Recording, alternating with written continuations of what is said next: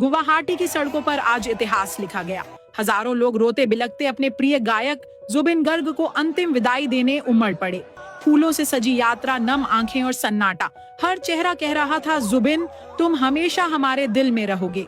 पूरा शहर थम सा गया, मानो असम ने अपना सबसे प्यारा बेटा खो दिया हो। जुबिन की आवाज अब भी हवा में गूंज रही है, लोगों के आंसुओं में उनकी यादें तैर रही हैं। आज असम की धरती ने उस आवाज को खो दिया जो 90 के दशक के यंगस्टर्स की धड़कन थी और जिसकी गूंज ने पूरी दुनिया में असम का नाम रोशन किया। जुबिन गर्ग। असम से निकलकर जुबिन गर्ग ने बॉलीवुड में भी अपनी एक पहचान बनाई। 2000 के दशक में उनका गाया हुआ गाना या अली ने उन्हें पूरे भारत में स्टार बना दिया। उनकी गायकी की खासियत थी रूह से गाना। उन्होंने असम की आत्मा को सुर दिए और उसे भारत ही नहीं दुनिया तक पहुंचाया। 40 से ज्यादा भाषाओं में उन्होंने 30,000 से ज्यादा गाने गाए। आज जुबिन गर्ग हमारे बीच नहीं है, लेकिन उनकी आवाज, उनकी धुनें, उनका जुनून हमेशा जिंदा रहेगा।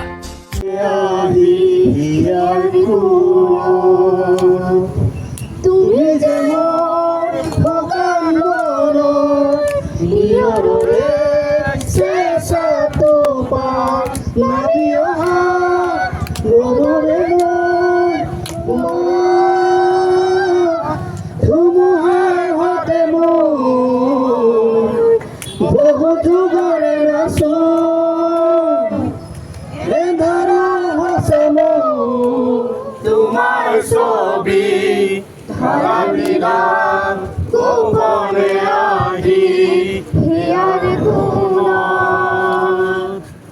প্রতি প্রদীপে ঘরে রেখা ঝুলে ওম তোমাকে সময়ের খুঁটি খুঁততে খুহুরি খুনারে খুরু কি খুরি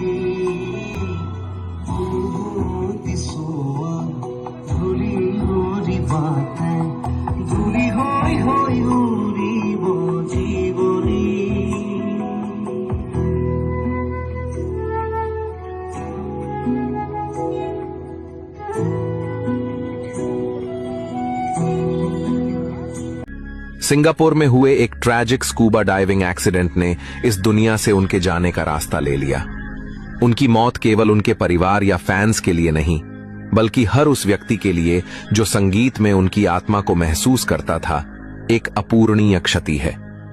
जुबिन गर्ग के पीछे उनकी पत्नी गरिमा सकेया गर्ग और उनके प्यारे बेटे गौतम गर्ग हैं।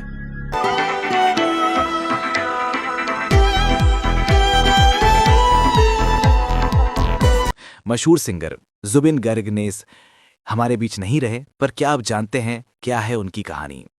वो कौन थे, कैसे असम का एक छोटा सा लड़का बॉलीवुड का बड़ा सिंगर बन गया? चलिए बताते हैं।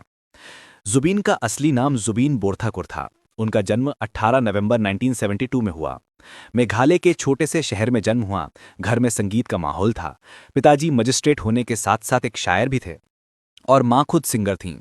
जुबिन ने सुर की कला अपनी माँ से ही सीखी और स्कूल टाइम से ही सुरों को अपना लिया। जुबिन इतने होनहार म्यूजिशियन थे कि तबला समेत 12 म्यूजिक इंस्ट्रूमेंट के मास्टर बन चुके थे। मतलब ये आवाज सिर्फ गायन तक सीमित नहीं थी, वो एक पूरा म्यूजिकल यूनिवर्स थे। कहते हैं जुबिन ने सिर्फ 3 साल की उम्र में ही गाना शुरू कर दिया था। सोचे, जब हम खिलौनों से खेल रहे होते हैं तब वो राग और ताल में डूब चुके थे। सिर्फ 13 साल की उम्र में ही जुबिन ने अपना पहला गाना कंपोज किया था और तभी माता पिता को भी समझ में आ गया था कि हमारा बेटा टैलेंटेड है। जुबिन में बचपन से ही म्यूजिक के लिए क्रेज था। गुरु रॉबिन बैनर्जी से तबला सीखा, गुरु रोमिन वाय से असम का फोक म्यूजिक सीखा। यही तो उनकी फाउंडेशन थी। किसी भी असल इरादे की तरह जुबिन के सफर में भी कठिनाई बनी रही। कॉलेज छोड़ा, संगीत के लिए जी जान लगा दी। छोटे छोटे शो किए और धीरे धीरे वो असम और उसके आसपास के इलाकों में पहचान बनाते गए। स्कूल के दिनों से ही वो गाना लिखते थे और यही गाना लिखना उन्हें बाकी कलाकारों से अलग बनाता था। नॉर्थ ईस्ट में वो सिर्फ एक सिंगर नहीं थे, बल्कि इमोशन थे, फीलिंग थे। असमीज और बंगाली म्यूजिक में उनका कंट्रीब्यूशन अनमैचेबल था। लोकल कॉन्सर्ट से स्टार्ट किया, फिर धीरे धीरे रिकॉग्निशन मिलनी स्टार्ट हुई। बट बॉलीवुड में ब्रेक पाना, ये तो अलग ही कहानी थी। 4 फरवरी 2002 जुबीन की जिंदगी में प्यार आया गरिमा सैकिया के रूप में। फैशन डिजाइनर थी गोलाघाट असम की। म्यूजिक और फैशन का एक कॉम्बिनेशन ब्यूटीफुल था। 2006 31 साल की उम्र में जुबीन को सबसे बड़ा ब्रेक मिला। फिल्म थी gangster a love story. Music director Pritam ने उन्हें गाना दिया और वो गाना था या अली। या अली या अली रहम वाली या अली। ये सिर्फ एक गाना नहीं था, ये तो जादू था।